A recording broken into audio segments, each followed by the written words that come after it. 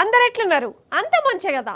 ఇలా మీకోసం మస్తు ముచ్చట పట్టుకొచ్చిన దమ్ము నేపుకుందామా? చలో పాండ్రి. ఈశ్వరప్ప హోమి క్లినిక్ సమర్పించు ధూమ్ దా ముచ్చటాయిగా ముచ్చట్లు షురు. మనదైతే మంగళారము, మందిదైతే భూజారము. శాస్త్రం ఎరికే కదా, పెద్ద మనుషులకైతే బాగా ఎరికే. అసలు ఈ శాస్త్రము మన ప్రియాతి ప్రియమైన ముఖ్యమంత్రి రేవంత్ సార్ వారికి బర్రాబర్ సెట్ అవుతుంది అనిపిస్తుంది ఏంది? రేవంత్ సార్ వారి కోసమే పుట్టినట్టున్నది ఈ శాస్త్రము. అయితే ఈ ఫోన్ ట్యాపింగ్ అనే ఈ మాట కొన్నొద్దుల సంధి మన తెలంగాణలో బాగా వినబడుతుంది కదా. బీఆర్ఎస్ పాలనలా ఫోన్లు ట్యాపింగ్ చేసిర్రు, వాళ్ళ ఫోన్లు విన్నారు అనుకుంటా మన రేవంత్ సారు ఒక రాగాలు తీసిండాను. మీరిన్నారు, నేను కూడా విన్నా. కేసులు గీసులు గిట్లా బాగా పెట్టిర్రు. ఎంక్వైరీల పేరుతోని కొన్నొద్దుల సంధి పెద్ద రామాయణమే నడుస్తుంది. మనం కూడా చూస్తూనే ఉన్నాము. అయితే ఇప్పుడు సినిమా రివర్స్ అయిపోయింది. అసలు ఫోన్ ట్యాపింగ్ చేసేదే రేవంత్ సార్ అట కదా. హరావంటే రేవంత్ సారినట. ఇక ఈ ట్యాపింగ్ ముచ్చట బయట పడుతూనే సారు ఎట్లా నాలుక మర్రేసిండో ఎరికేనా?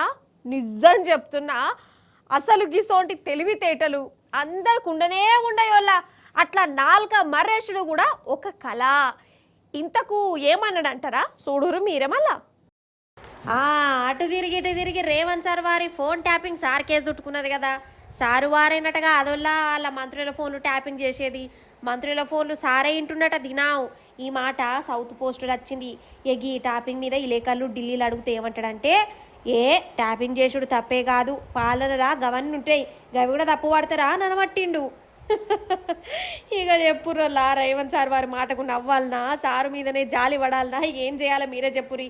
ఇన్నొద్దుల సందేమో ట్యాపింగ్ చేసిర్రు, మాటలు ఇన్నరు, అరెస్టులు చేస్తాం, కేసులు పెడతామని రేవంత్ సారే పాట పాడిండు. ఇక ఇప్పుడు సారే ట్యాపింగ్ చేసిండని వార్తలు బయటకు వచ్చుడుతోనే కథం. ఇక అసలు ట్యాపింగ్ అనేది తప్పు కాదన్న కాడికొచ్చింది. మరి ఇన్నొద్దులు మీరు చేసింది ఏంది సార్? ఈ విచారణలు, ఎంక్వైరీలు ఎందుకు చేసినట్టు? అమెరికా నుంచి మాజీ ఆఫీసర్లను ఎందుకు పిలిపించినట్టు? గంటల కమానం ఎందుకు ఎంక్వైరీలు చేసినట్టు? అసలే తప్పే కాదన్నోనివి ఇన్నొద్దులకి ఇదంతా ఎందుకు నడిపినవు రేవంత్ సారు? అంటే మీరు ట్యాపింగ్ చేసిరని బయట పడుతూనే నాలుక గరుచుకొని ఏమన్నా మాట మార్చిరా సారు? ఇప్పుడంటే రేవంత్ సారు గిట్లా అంటుండు కానీ అసలు ట్యాపింగ్ అంటే ఏందో ఎందుకు చేస్తారో కేసీఆర్ సారే వెనకట్నే చెప్పిండు. అదొకసారి నుర్రి. ముఖ్యమంత్రికి ఫోన్ ట్యాపింగ్ ఏమైనా సంబంధం ఉంటారా? ముఖ్యమంత్రి gets reports from the intelligence department. వాడు ఎట్లా తీసుకొచ్చిన రిపోర్ట్ మాకెట్లా తెలుస్తుంది? నాకు అర్థం కాదు. వాడు ట్యాపింగ్ చేసిండా, టూపింగ్ చేసిండా, డబ్బులు ఇచ్చిండా, ఇంకేదైనా రహస్య వ్యవస్థ పెట్టుకున్నా మాకు ఎందుకు తెలుస్తుంది? ఎవడో కొందరు బాగాగాలు పని లేక ఫోన్ ట్యాపింగ్ తోకట ఏం ట్యాపింగ్ అయినా నాకు అర్థం కాదు. ఇలా ఈ ముఖ్యమంత్రి తరఫున ఇంటెలిజెన్స్ ట్యాపింగ్ చేస్తలేదా అండి? ప్రతి ప్రభుత్వానికి ప్రపంచంలో గూఢచార వ్యవస్థ లేని ప్రపంచమే ఉండదు, ప్రభుత్వమే ఉండదు. వాళ్ళు సమాచార సేకరణ చేసి ప్రభుత్వానికి ఇస్తారు. సాయంత్రానికో పొద్దున్న early morning, every morning intelligence comes and brief the chief minister about the law and order situation. చాలా ఉంటాయి. మన దగ్గర హైదరాబాద్లో పేలుళ్ళు జరిగినాయి, అట్లాంటిది ఏదైనా ఉంటుంది, ఇంకేదైనా ప్రమాదాలు ఉంటాయి, కొన్నిసార్లు కొన్ని విచిత్రమైన దొంగల ముఠాలు వస్తాయి. అట్లాంటివన్నీ కూడా సమాచారం సేకరించి ఇస్తూ ఉంటారు. ఏం చేయాలో చెప్తారు. దాన్ని బట్టి గవర్నమెంట్ ఏంటంటే వివిధ శాఖల అధికారులకు అప్రమత్తం చెప్పి కల్తీ విత్తనాలు ఉంటుంది, దాని మీద కూడా ఇస్తారు. వాళ్ళు ట్యాపింగ్ చేస్తాడా, టూపింగ్ చేస్తాడా మాకేం తెలుస్తుందా? నాకు అర్థం కాదు. No minister is concerned with that, no chief. అసలు కన్సర్న్ ఉండదు.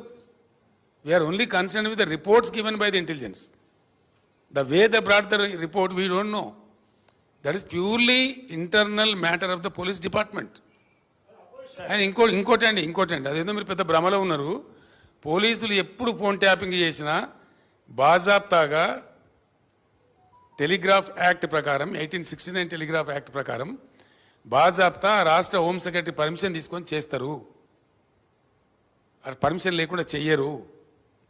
ఇది ఇంగితమైన ప్రతి ఒక్కరికి తెలుసు. తర్వాత తీసుకున్న దాన్ని డిమాలిజ్ చేయొచ్చని కూడా ఉంది ఆ చట్టంలో. ఒక నిర్ణీత వ్యవధి తర్వాత వాళ్ళు సేకరించిన సమాచారాన్ని డిమాలిజ్ చేయొచ్చని కూడా అదే యాక్ట్లో ఉంది. ఇది తెలియకుండా అదేదో పెద్ద భయంకరమైన వ్యవహారం అన్నట్టు, దానిలో ఏదో తోకమట్టం ఏదో కొండందో వెలకబట్టుకున్నాం అన్నట్టు ఏమి బట్టి ట్రాష్ గ్యాస్ దాంతో గిది. అప్పుడు కేసీఆర్ సార్ అంటే ఒక మాటలు అన్నారా, వాళ్ళ పేపర్లల్లో ఉగరాతలు రాయించిరా. ఇక ఇప్పుడు సారి కిందికే నీళ్ళు వచ్చే వరకల్లా జ్ఞానోదయం అయింది. ట్యాపింగ్ తప్పే కాదన్న కాడికి వచ్చింది. అంటే రేవంత్ సార్ చేస్తేనేమో ఒప్పు, కడుమోలు చేస్తే తప్పు. గిదా తరిక. అసలు కొన్నొద్దుల సంధి రాష్ట్రంలో మంత్రులు సొంత పార్టీ ఎమ్మెల్యేలు ఇంకా కొంతమంది లీడర్ల ఫోన్లు ట్యాప్ అవుతున్నాయి. ఇంటూరు అని ప్రచారం జరుగుతూనే ఉన్నది. మంత్రులకు అనుమానాలు కూడా ఎప్పటి సొంతో కొడుతూనే ఉన్నాయి. ఈ ట్యాపింగ్ భయంతోనే ఒక మంత్రి అయితే ఫోన్ వాడే బంద్ చేసినట్టు ఇక చెప్పురి కథ ఏడుదాకా వచ్చిందో.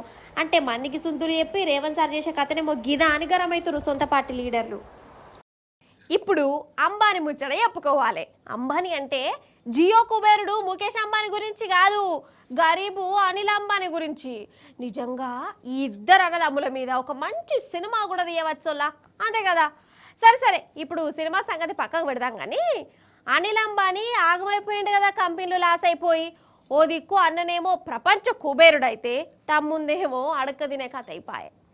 ఇప్పుడు అనిల్ అంబానీ కథ ఎట్లున్నదంటే పుండు మీద కారం చల్లినట్టే కాదు, ఆ కారంలా గరం మసాలా గసగసాలు పోసి నిమ్మకాయ విండినట్టయింది. ఎందుకో చెప్తారా ఏమన్నా బట్టి గీనెను ఏర్పాటు చేసిరు కదా, గీనెనే అనిల్ అంబానీ. తెలుగుంటే ఇప్పుడన్నా ముఖేష్ అంబానీ లెక్క ఉండేటోడు, కానీ అతి తెలివితోని అన్ని లాస్ అయిపోయాడు. సార్ నడిపే కంపెనీలన్నీ లాస్లలో నడుతున్నాయి. జీతాలు ఇచ్చుడు కాదు కదా, ఆయనకు కూడా ఇల్లు వెళ్తలేదు. సార్ వారి పరిస్థితి గట్లు ఉంటుంటే ఇప్పుడు అనిల్ అంబానీ ఆఫీసులలో ఈడీ ఆఫీసర్లు చెకింగ్లు చేసిరు. ఒకటి కాదు రెండు కాదు, ఢిల్లీ బొంబాయిలలో ఉన్న 50 కంపెనీలల్లో ఈడీఓలు సోదాలు గీదాలు చేసిరట. ఎందుకంటే సారు వారు లోన్లు తీసుకొని బ్యాంకులను మోసం చేసిండట కాదు, ఒకటి కాదు రెండు కాదు, దగ్గర 3,000 కోట్ల రూపాయలట అప్పు తీసుకున్నాడట కంపెనీలలో పెడతా అని. కానీ సారేమో ఆడ పెట్టక ఏరే దిక్కు మరి ఇచ్చిండట పైసలు.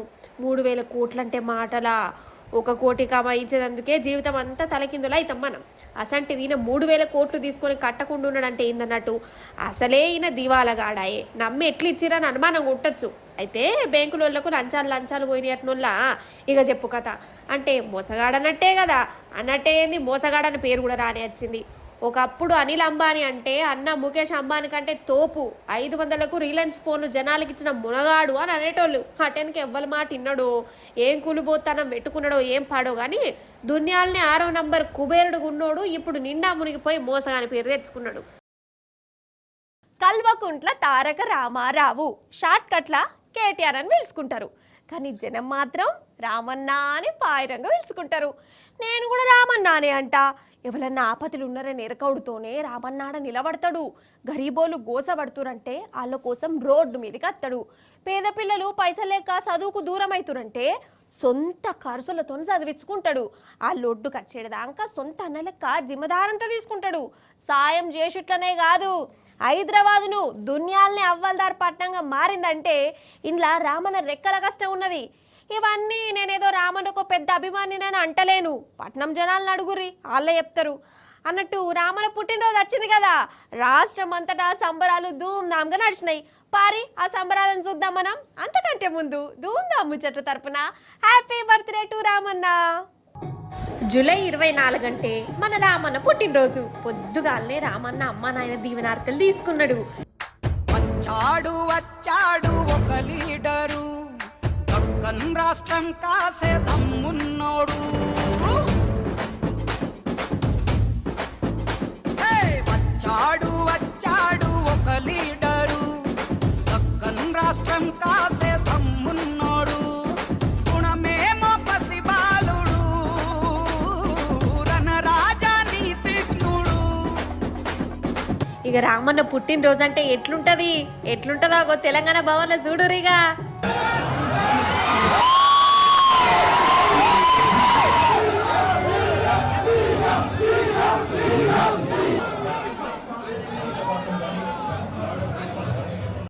భవితకు బలమన్నా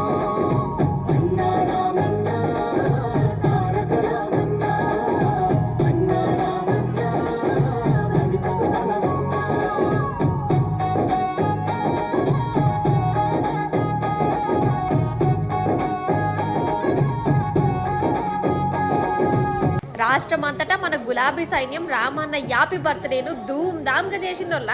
రామన్న బర్త్డే అంటే పటాకులు కాల్చుడు కేకులు కోసుడు కాదు, పేదోళ్లకు సాయం చేసుడు. గదే నాకు బర్త్డే అయినామని రామన్న ఎన్నో మాటలు చెప్పిండు. అగో అట్లా చెప్పినట్టుగానే లీడర్లు కార్యకర్తలు గరీబుల సేవలు పడ్డరు. కేసీఆర్ కిట్లు మంచిరు, పేదోళ్ళ పిల్లల చదువులకు సాయం చేసిరు.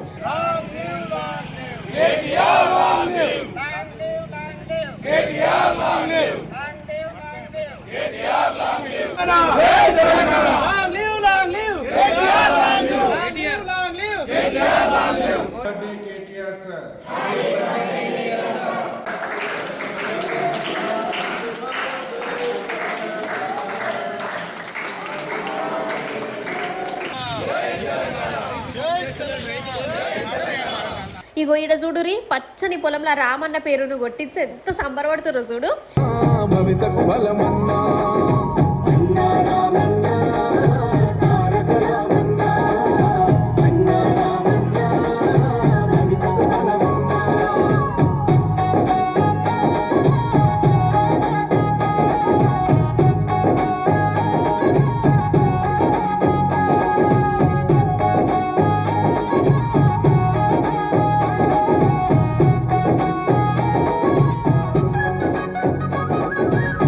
ఆటలు పాటలు డాన్సులు రక్తదానాలు అలై బలై తీసుకునుడు రాష్ట్రం అంతటి ఇదే నడిచింది అన్నట్టు సోషల్ మీడియాలో షేపాటి ప్రభుత్వాన్ని ఎప్పటికప్పుడు ఎండగట్టినందుకు నల్లబాలు అనే అన్న మీద అక్రమంగా కేసులు పడ్డాయి కదా, జైలుకు పంపిరు. అట్లా జైలుకు పోయొచ్చిన నల్లబాలు ఇంటికి రామన్న పోయి బర్త్డేను ఆనే చేసుకున్నాడు వల్ల.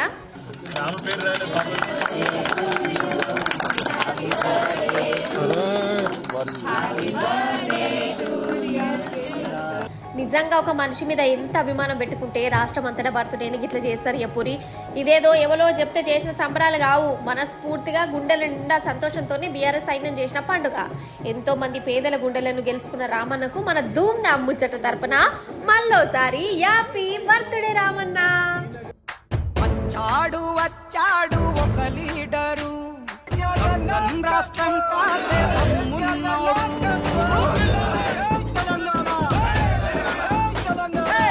వచ్చాడు వచ్చాడు ఒక లీడరు, పక్కన్ రాష్ట్రం కాసే దమ్మున్నోడు.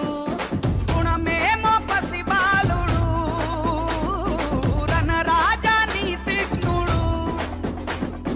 భరతులకు శ్రీరాముడు, శిశుపాలులకు కృష్ణుడు. మోసే భూమైనాడు, కాసే పంటైనాడు, మమ్ము కాపాడే సామైనాడు.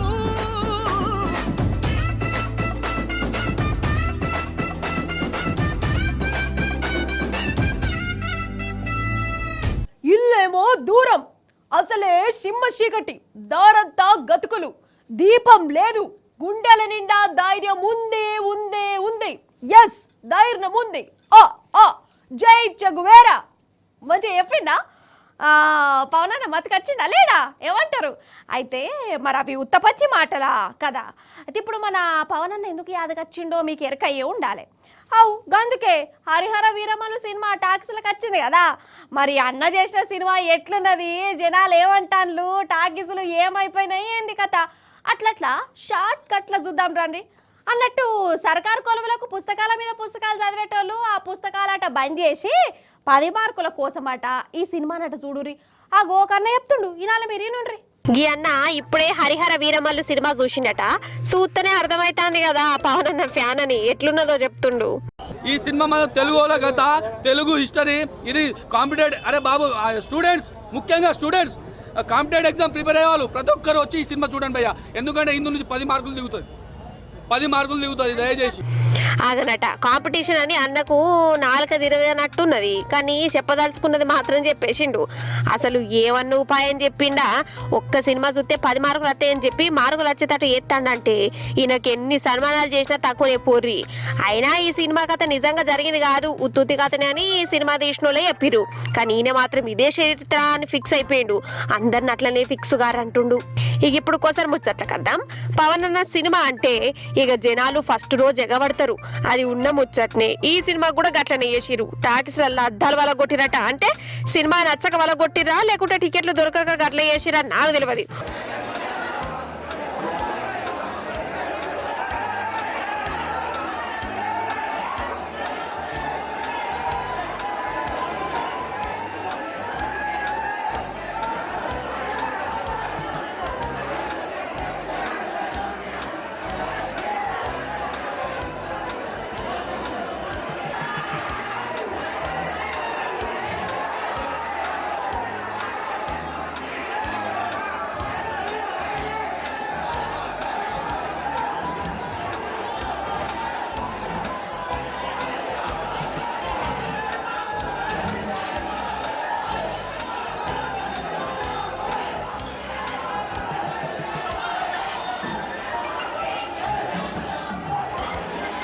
ఓ దిక్కు వాన పడుతున్నా జాంతన్నాయి. టికెట్ రేట్లు పెరిగినా ఉపవాసం ఉండి మరి రాత్రే టాకీస్ లో పుట్టబోయారు. జాగారం చేసి మరి సినిమా చూసి మురిసి ముప్పన్నమయ్యారు. ఆగో సినిమా చూసినాక ఒక్కొక్కరు ముఖాలు చూడు ఎట్లా మారిపోయినాయో. ఏమైంది అన్నలు, సినిమా ఎట్లున్నది మరి? ఇంత హ్యాపీనెస్ నా వల్ల కాదట్లేదు.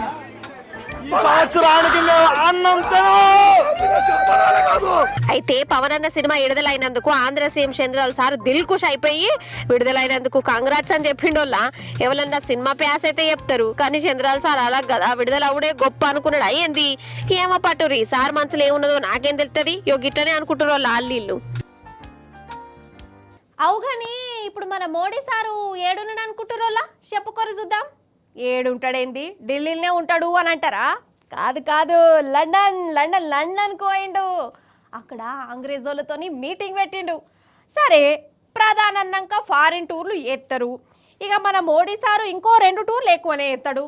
పోతే పోనీయుర్రి. కానీ అయితే ఆడ మన మోడీ సార్ వారి పర్ఫార్మెన్స్, మోడీ సార్ మీద అక్కడి జనం చూపించిన భావోద్వేగం చూస్తుంటే నాకే ఆనంద బాష్పాలు బొల్ల వచ్చినాయి కాదు. మీరు కూడా ముచ్చట చూసి ఆనంద బాష్పాలు గార్చురి చేరా ఏమంటున్నా.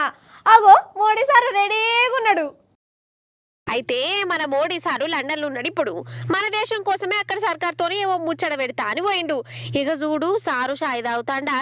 షాయేనా అనే టికాషన పక్కపంటున్నది బ్రిటన్ ప్రధానమంత్రి. ఇక ఈ ప్రధాని ఆ ప్రధాని ఇద్దరు కలిసి షాయి దాక్కుంటా మన ఇంటర్నేషనల్ ముచ్చట్లు పెట్టుకున్నారు. అయితే మోడీ సారు లండన్ కచ్చుడుతోని ఆన్నే ఉన్న మనోళ్ళది ఒక సంబరమానుల్లా. నాకైతే నవ్వే వచ్చింది. పాపం అక్కనైతే కండ పుట్ట నీళ్ళే పెట్టుకున్నది. మోడీ సార్ను చూసుడుతోని ఏడు పాగలేదటాగో.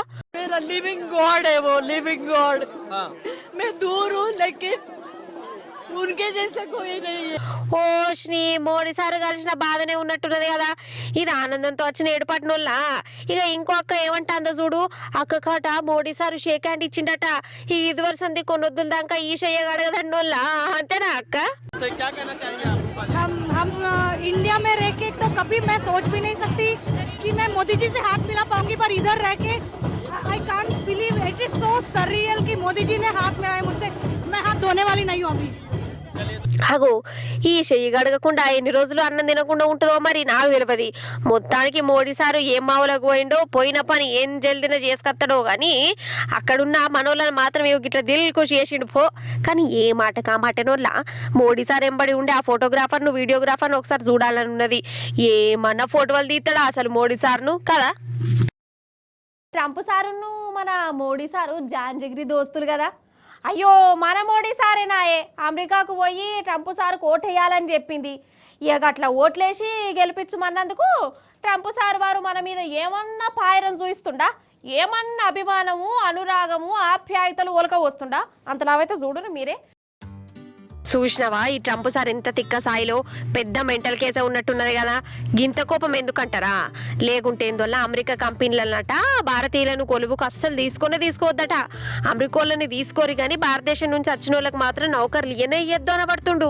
అంటే సార్ వారి మీదట్లో ఏం పెరుగు మేసులుతుంది కావచ్చు. మనం ఏం పాపం చేసినాం, మన మీద గిట్ల పాగబెట్టుకున్నాడేంది? అరే తాపకోసారి మోడీ ట్రంప్ సార్ ఏది చెప్తే కదా మోడీ సార్ చేయబట్టే. మంచి దోస్తాను కూడా ఉన్నది. నవ్వుకుంటా మాట్లాడుకుంటారు. ఓ దిక్కు మోడీ సార్ నువ్విచ్చుకుంటా, ఇంకో దిక్కు కడుపుల కత్తులు పెట్టుకొని మనోళ్ళను రోడ్డు పాలు చేసుడేందో. అమెరికా కంపెనీల కొలువులు ఇయ్యద్దంటే అమెరికాలో సర్కారు కొలువులు ఇస్తాడేంది ట్రంప్ సారు కథ గాని. ఓ మోడీ సారు ఇంటానవా సారు మీ జాన్ జగరి దోస్త్ ఏమంటుండు? అర్రే అప్పటి నుంచి గి ముచ్చట చెప్పాలని అనుకుంటూనే ఉన్నా. మా ఇల్లే మతి మరిచిన అన్నగా ముచ్చట ఎంతో దబ్బునే. నేను టీవీ వెనకకు పోయి చెప్తా, ఇక మీరు చూసేరి. వామ్మో అగో చూడు, భద్రకాళిని రుద్రకాళిని ఝాన్సీ లక్ష్మీబాయిని పెద్ద కత్తి పట్టుకొని నడి సెంటర్లా డాగు పెడుతుంది కదా. అయితే ఈమె పెన్మిడితోని కలిసి కార్లో పోతుందిలా. అటు నుంచి ఈడొచ్చి ఆ కారును టక్కర్ చేసిండు. ఈమె పెనిమిటిని తిట్టిండట కూడా. ఒక దెబ్బ జరిచిండట. ఏం నడుపుతున్నావురా అని. ఖతమిగా అక్కకు బీపీ లేచింది. కత్తి తీసి వాడిని గల్లా పట్టి ఇట్లా రచ్చ చేసింది.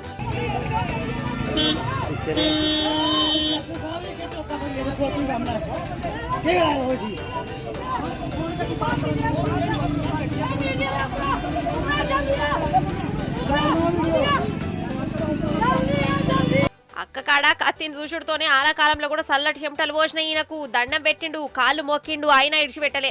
లాస్ట్ కాళ్ళు నీళ్ళు సంజాయించే వరకల్లా అక్క వాని మీద దయ తలిచి ఇడిచిపెట్టిందోల్లా. కానీ చూడురోల్లా ఈ నడుమ పెనిమిటిని చంపే భార్యల స్టోరీలు బాగత్తానే కదా.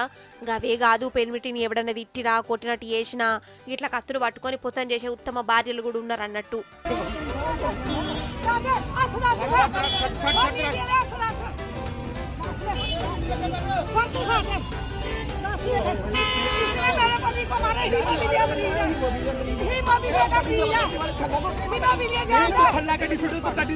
ఈశ్వరప్ప హోమ్ క్లినిక్ సమర్పించు ధూమ్ దా ముచ్చట ఎగ్గివ్వులా గ్యాల్టీ ధూమ్ దా ముచ్చట్లు మంచిగా ఉన్నాయి కదా, మస్తు అనిపించినాయి కదా.